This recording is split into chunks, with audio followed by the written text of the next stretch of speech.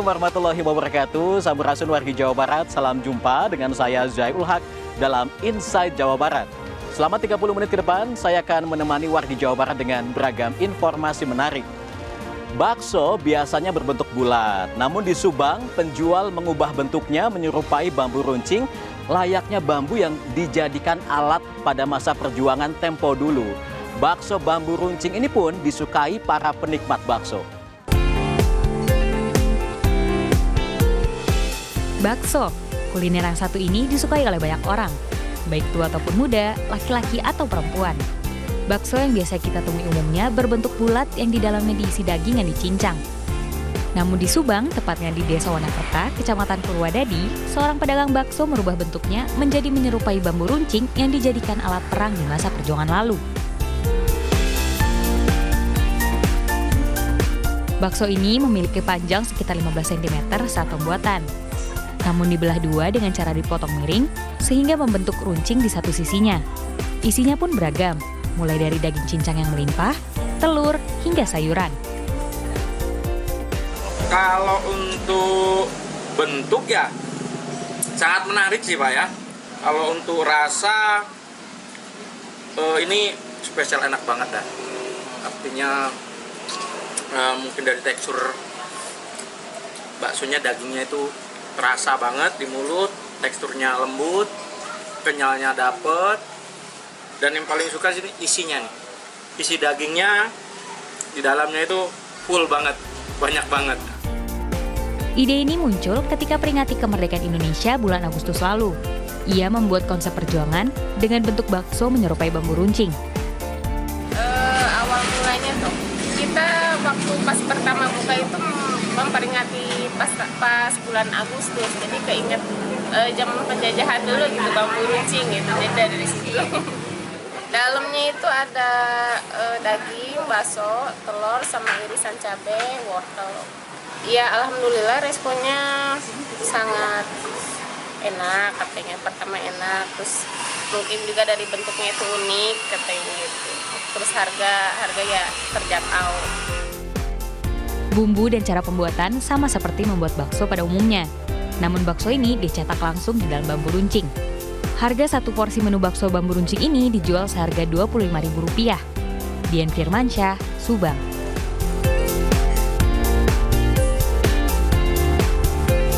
Mie kocok biasanya identik dengan isian mie, tauge, dan kikil. Namun mie kocok berikut ini berbeda karena disajikan dengan topping melimpah, mulai dari tulang rangu hingga daging iga. Mie menjadi salah satu makanan favorit masyarakat. Selain diisi mie dan bakso, mie bakso juga kerap ditambah dengan topping lainnya seperti siomay hingga babat. Sementara mie ayam, selain diberi suwiran ayam, kadang juga diberi topping bakso hingga pangsit. Nah, kalau mie kocok, identik dengan isian mie, tauge, dan kikil. Namun, mie di Jalan Kiai Haji Ahmad Dahlan, Kota Bandung ini berbeda. Mari ikut meraciknya. Bahan yang digunakan tentu mie dan juga siapkan tauge dan kikil. Pertama, rebus mie bersama tauge, lalu kocok mie di dalam rebusan air. Masukkan mie dan tauge ke dalam mangkuk, lalu beri topping kikil. Dan ini yang berbeda, beri topping tulang rangu, daging iga, dan bakso. Terakhir, beri seledri, bawang goreng, dan jeruk nipis.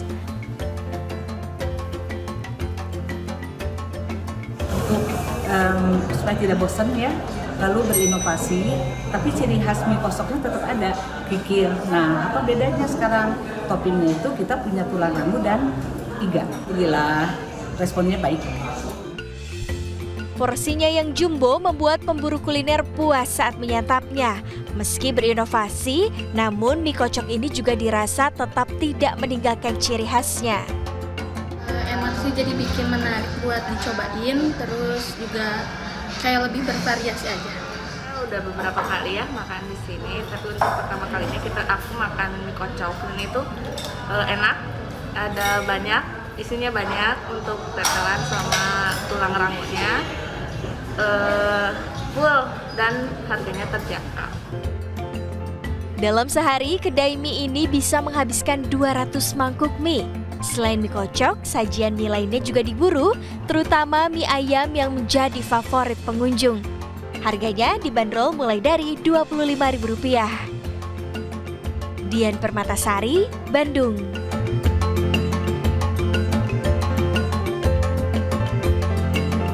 Seorang pedagang sate Marangi di Purwakarta mengkolaborasikan cilok dan sate Marangi menjadi cilok isi daging sate Marangi.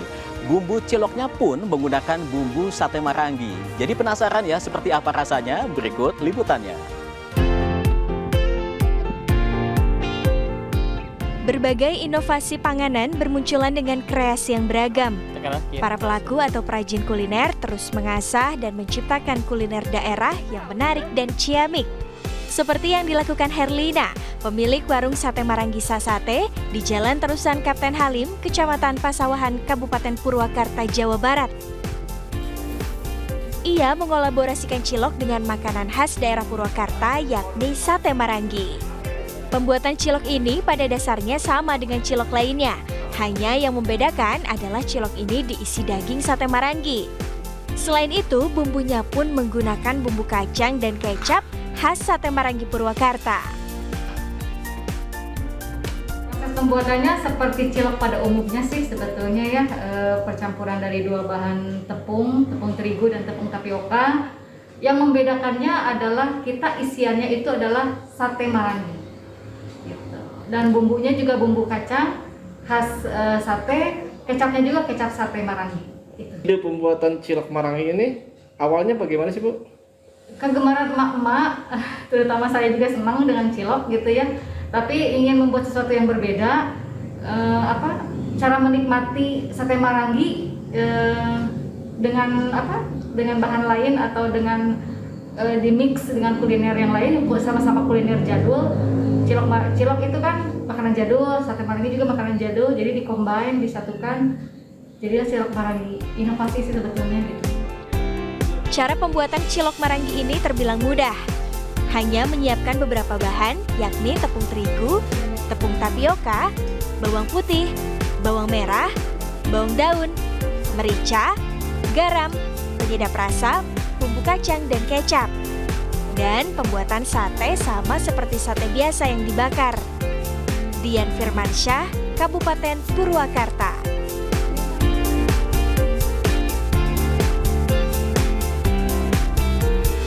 Ragam kreasitas akan kami hadirkan sesaat lagi usai jeda. Untuk itu tetaplah bersama kami dalam Inside Jawa Barat.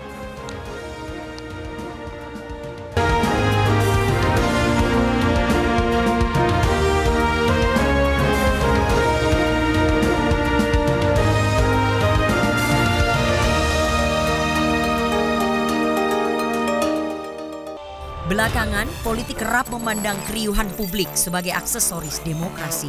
Padahal elit seharusnya berpihak kepada masyarakat agar tidak tersesat kepentingan sesaat. Karena suara rakyat mewakili harapan untuk membawa perubahan di masa depan. Ikuti perbincangan yang menggali referensi terpercaya dalam menentukan pilihan. Kami hadirkan ruang publik untuk bersuara dalam Political Show di CNN Indonesia.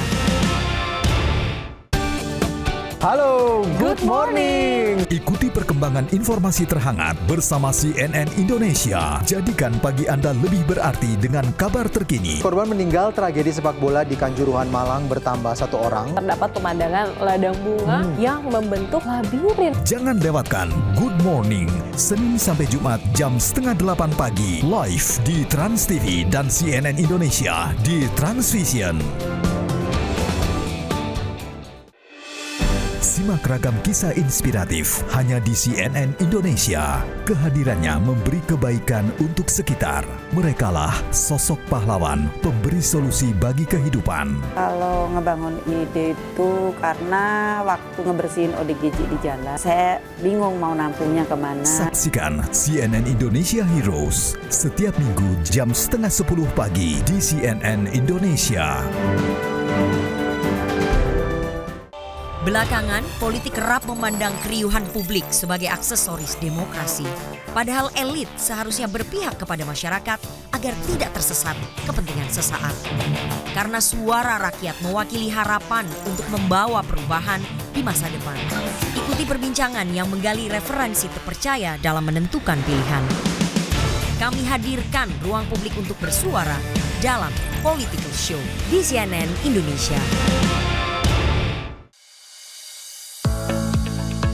Tentu menghasilkan karya secara jujur, menjunjung etika, dan tetap independen. Sejauh jurnalis tersebut bebas kepentingan selain kepentingan pers itu sendiri. Kenapa? Karena jurnalis memiliki kemampuan menggalang opini massa, sehingga bisa mengubah cara pandang serta perspektif untuk menjawab kegelisahan di tengah masyarakat. Tentu membuat karya bernilai dan bermanfaat untuk banyak orang itu akan abadi dibandingkan hanya mengejar popularitas yang sifatnya sementara. Saya Ferdi Ilyas untuk CNN Indonesia.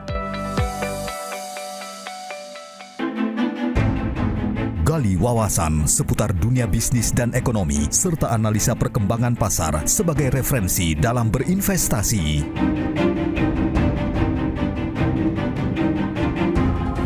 Ikuti pergerakan ekonomi nasional dan dunia dalam Bisnis dan Referensi, Senin sampai Jumat jam 8:30 pagi, live di CNN Indonesia.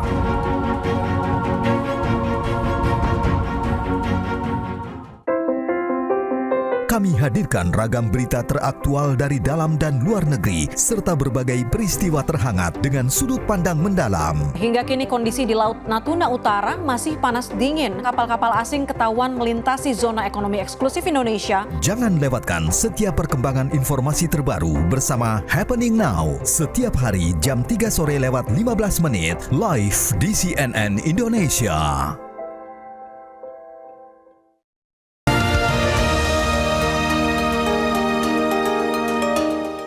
Terima kasih wargi Jawa Barat masih bersama kami dalam Inside Jawa Barat. Seorang pengrajin bambu asal kampung Bojongkerta, Bandung Barat, sukses membuat aneka kerajinan tas bambu. Kerajinan tas bambunya tersebut tidak hanya diminati dari dalam negeri, tetapi juga dari luar negeri. Wah, keren ya.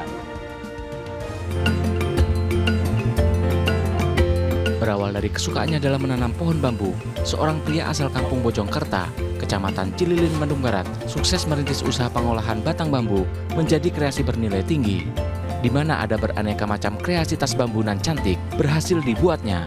Tas-tas tersebut dibuat dari bambu gombong yang dikenal memiliki kualitas cukup bagus di antara bambu-bambu lainnya. Bahkan hasil karyanya ini selain diminati pembeli dalam negeri, juga dari luar negeri. Ini merupakan beberapa produk hasil karya Kang Roni ya dari bambu. Ini merupakan tas perempuan dan tas ini berasal dari bambu gombong, di mana bambu gombong itu merupakan bambu yang cukup berkualitas bagus ya, dan ketahanannya juga cukup lama. Dan ini barang-barang ini tuh banyak yang diekspor keluar. Untuk mengolah tas bambu terbilang gampang-gampang susah karena harus cermat dalam memilih batang bambu, mengasahnya dan melubangi batang bambu yang akan dirangkai. Kreasinya mengolah batang bambu menjadi kreasi cantik tas bambu telah dimulainya sejak tahun 2013 lalu, namun sempat terhenti total akibat dilanda pandemi COVID-19 pada tahun 2019 lalu. Hingga akhirnya pada 2021-2022 ini, kreasi tas bambu mulai dirintis kembali dan pesanan dari konsumen mulai berdatangan.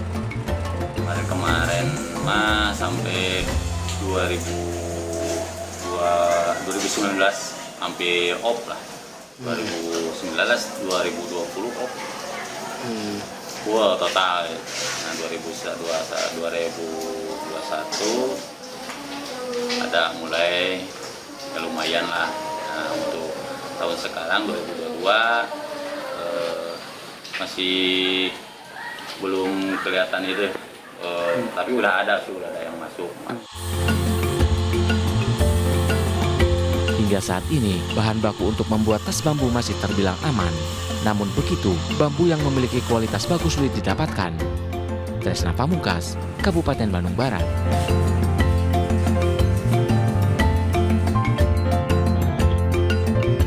Sementara di Sumedang, berawal dari hobi, seorang guru memanfaatkan daun-daun untuk dibuat tas anyaman.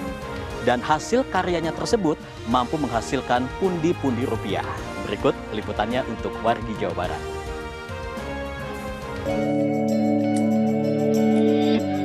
Tas anyaman di berbagai daerah memiliki nama-nama yang berbeda. Ada yang menyebut tas kepek, ada pula yang menyebutnya tas endong. Namun di Dusun Panyingkiran, Paninengan, Desa Cikaramas, Kecamatan Tanjung Medar, Sumedang, Dayat atau Bah Gurdai menyebut tas anyaman ini dengan sebutan tas kopek. Berawal dari hobi dan menyukai barang bernilai seni dan antik, ia memanfaatkan dedaunan untuk ia buat menjadi sebuah tas dengan macam-macam model. Caranya mudah, bahannya bisa dari memanfaatkan daun dan akar pohon yang ada di sekitar, seperti daun gebang atau daun lontar atau palem raja. Daun-daun yang sudah dikeringkan ini kemudian dianyam sesuai bentuk yang diinginkan. Lalu untuk pelapisnya bisa menggunakan daun cangkuang dan yang terakhir untuk bagian talinya bisa digunakan dari daun waru atau pelepah pisang. Bah Gurdai yang juga seorang guru seni ini sudah membuat tas ini sejak tahun 2005 lalu. Idenya kami pertama melihat orang pengembala memakai tas ini kayaknya antik gitu. Kenapa dibilang antik? Karena tidak biasa dipakai masyarakat luas. Jadi yang memakainya itu khusus pengembala. Kenapa tertarik? Karena ini barang langka, sudah tidak dipakai lagi oleh budak Angon itu. Kami pertahankan sampai sekarang, alhamdulillah berjalan lancar walaupun tersendat-sendat. Tas anyaman ini ia jual dengan harga yang bervariasi. Tergantung motif dan ukuran dari rentang harga Rp75.000 hingga Rp500.000. Bahkan tas yang dibuatnya sudah banyak dikirim ke para pemesannya di beberapa wilayah Jawa Barat hingga luar Pulau Jawa. Selain itu ia berharap selain bisa menambah penghasilan dalam perekonomian keluarganya, juga bisa jadi pemecut bagi para generasi penerus untuk dapat menjaga dan terus melestarikan seni budaya yang sekarang sudah mulai terlupakan. Yanuar Aditya, Sumedang.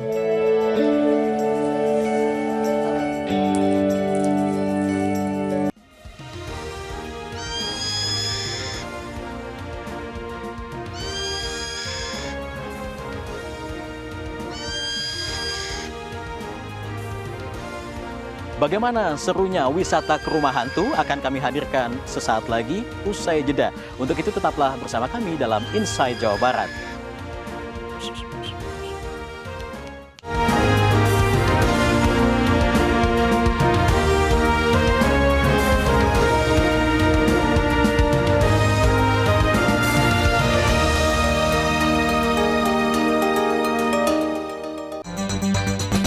Ikuti perkembangan informasi terhangat bersama CNN Indonesia. Di penghujung hari Anda, kami hadirkan rangkaian peristiwa yang terjadi hari ini. PT KAI Daop 8 Surabaya telah membuka pemesanan tiket kereta periode Nataru agar masyarakat lebih leluasa merencanakan perjalanannya. Saksikan Redaksi Malam CNN Indonesia, Senin sampai Jumat jam 11 malam lewat 45 menit. Live di Trans 7 dan CNN Indonesia di Transvision.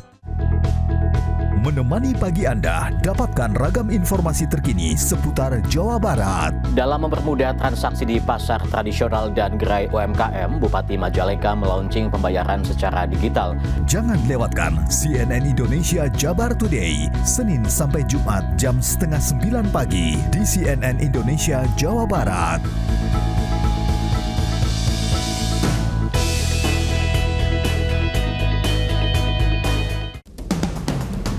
Mereka hadir untuk membahas topik menarik dari berbagai perspektif. Temukan fakta mendalam hanya di Insight with Desi Anwar, Sabtu dan Minggu jam 6 sore di CNN Indonesia.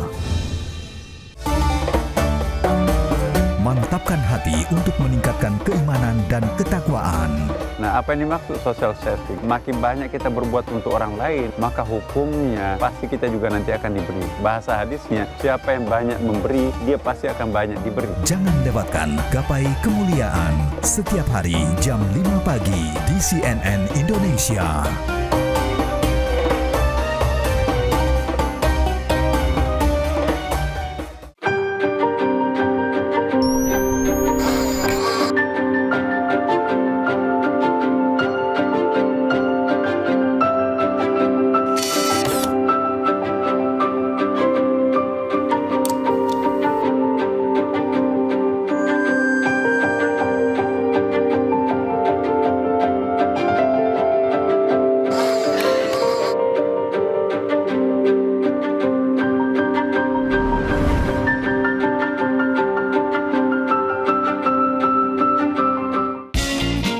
laporan terhangat khas redaksi hadir menemani Anda. Redaksi Pagi Akhir Pekan, Sabtu dan Minggu jam 6 pagi. Redaksi Akhir Pekan, Sabtu dan Minggu jam 2:30 sore. Saksikan informasi lengkapnya hanya di Trans 7 dan CNN Indonesia di Transvision. Yang paling diperlukan seorang jurnalis adalah integritas. Karena integritas adalah nilai yang membentuk karakter seorang jurnalis dan membuat kita dipercaya publik. Media harus independen agar terbebas dari konflik kepentingan. Jika media tidak independen, maka akan kehilangan kepercayaan publik dan terjebak dalam konflik kepentingan. Seorang jurnalis pasti ingin mengejar eksklusif, namun seorang jurnalis tetap harus mendengarkan nuraninya untuk mengutamakan kemanusiaan. Saya Rifana Pratiwi untuk CNN Indonesia.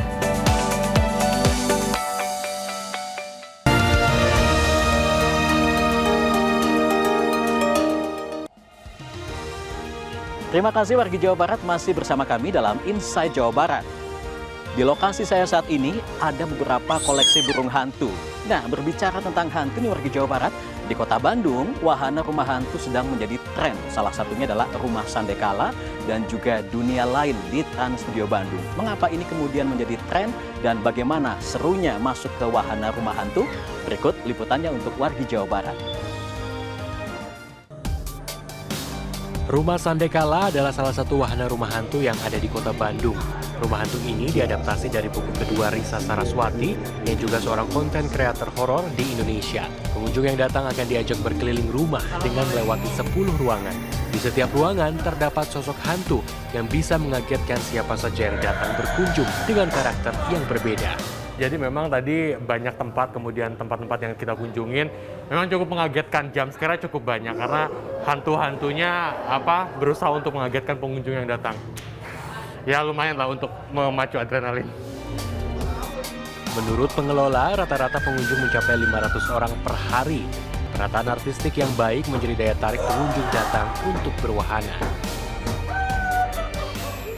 Dari mulai produksian, kemudian lightingnya pun kita memang pakai lighting designer, kemudian soundnya juga kita pakai sound designer. Jadi semuanya itu memang udah dipersiapkan dengan sedemikian rupa, termasuk juga untuk efek-efeknya. Gitu, supaya memang orang yang masuk itu dia bisa merasakan experience yang berbeda dari satu ruangan ke ruangan lain. Jadi memang kita bikin supaya nggak flat gitu. Rumah hantu lain di Kota Bandung berada di Trans Studio Bandung yang terafiliasi dengan Transmedia. Rumah hantu di sini bertajuk Dunia Lain. Saat masuk ke wahana ini, suasana mencekam dengan penerangan minim akan menyambut siapa saja yang datang. Hantu yang ditampilkan merupakan hantu lokal Indonesia yang banyak orang familiar, seperti pocong dan kuntilanak.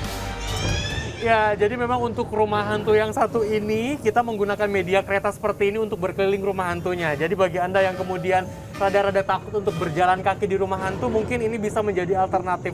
Tapi nggak kalah serem karena di sini gelap, kemudian juga soundnya sangat mendukung dan lumayan deg-degan juga. Aduh. Pengelola Trans Studio Bandung menyebut wahana Dunia Lain menjadi buruan pengunjung. Rata-rata 50% dari total pengunjung TSB pasti menjajal wahana seram ini. Kecanggihan teknologi yang disuguhkan menjadi daya tarik. Kita naik kereta bagaikan udah nggak bisa kemana-mana lagi, kemudian tiba-tiba pintu terbuka. Itu dengan teknologi sensor. Begitupun ketika kita sedang naik kereta, kemudian tiba-tiba ada sesuatu yang jatuh, ada sesuatu yang bergerak. Itu menggunakan teknologi juga. Jadi ada teknologi animatronik yang dihadirkan di sini untuk memberikan berbagai efek surprise. Meski menyeramkan dan menegangkan, nyatanya wahana rumah hantu ini diminati warga. Rasa penasaran menjadi alasan utama mereka memasuki wahana rumah hantu ini. Serem, lumayan serem. Yang di ambulans. Itu tadi ada mayat jatuh. Iya kaget, tiba-tiba masuk lagi mayatnya. Experience horornya kerasa banget lah. Kental banget sama budaya Sunda kita yang banyak ada sejarah-sejarahnya juga kan. Seru sih, seru. Terus deg-degan juga, ngagetin. Iya. suka aja kayak sensasinya beda gitu kalau kayak kemana-mana. Industri wahana rumah hantu ini masuk dalam wisata mistis atau ghost tourism. Menurut Ketua Prodi Magister Pariwisata Universitas Pendidikan Indonesia, wisata mistis di Indonesia mulai berkembang sejak tahun 90-an, saat industri film horor di Indonesia mulai muncul pada tahun 70-an. Menurutnya, wisata mistis memiliki potensi untuk terus dikembangkan, apapun jenisnya. Misalnya wahana rumah hantu, lokasi syuting film horor, dan komunitas jalan-jalan yang mengunjungi bangunan-bangunan angker.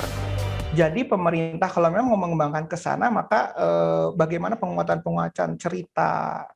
Dulu Pak Menteri sebelumnya itu mengatakan dengan storynomics, ya, memang harus diperkuat. Jadi artinya budaya-budaya cerita-cerita itu harus dibangun gitu ya, harus terus dikumpulkan, diverifikasi, kemudian untuk menjadi bahan cerita atau dan ditarik gitu. Jadi kalau memang pemerintah mau ke sana harus seperti itu gitu. Kalau saya lihat sampai saat ini memang pemerintah belum fokus ke sana. Jadi yang terjadi itu adalah bergeraknya itu secara organik dari para masyarakat yang suka uji nyali, yang suka ingin mencoba adrenalin. Gali menambahkan, pada awalnya eksistensi wahana rumah hantu hanya ada di pasar malam saja. Namun kini, wahana rumah hantu merambah ke pusat perbelanjaan dan taman hiburan. Tim Liputan CNN Indonesia, Bandung, Jawa Barat.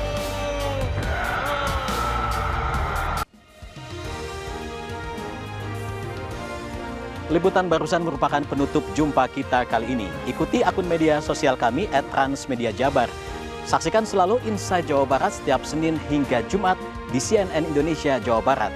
Saya Zai Ulhak pamit. Wassalamualaikum warahmatullahi wabarakatuh. Sampai jumpa.